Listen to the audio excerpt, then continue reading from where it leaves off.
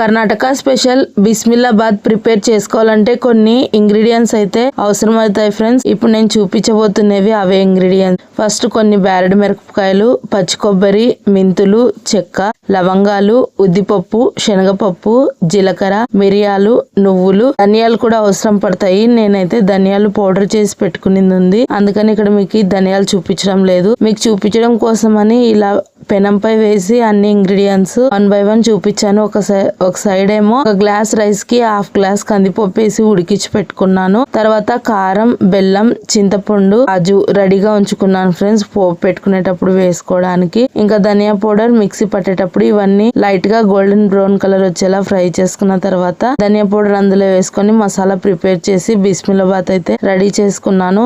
Very టేస్టీగా ఉంది, quick గా తయారవుతుంది. కర్ణాటకలో స్పెషల్ ఐటమ్ ఫ్రెండ్స్ బిస్మిల్లాబాద్ అంటే. ఇందులో మన దగ్గర ఏ వెజిటేబుల్స్ ఉంటే ఆ వెజిటేబుల్స్ వేసుకోవచ్చు. ఇందులో అయితే నేను బఠానీ, క్యారెట్, బీన్స్, టమాటో యూస్ చేశాను. అలాగే అన్నం ఉడికేటప్పుడు కొన్ని పల్లీలను అయితే వేసాను. చాలా టేస్టీగా ఉంది ఫ్రెండ్స్. సర్వ్ చేసుకునేటప్పుడు కొద్దిగా కారపూస, నెయ్యి వేసుకొని సర్వ్ చేసుకుంటే కర్ణాటక స్పెషల్ వేడి వేడి బిస్మిల్లాబాద్ అయితే రెడీ అయిపోతుంది.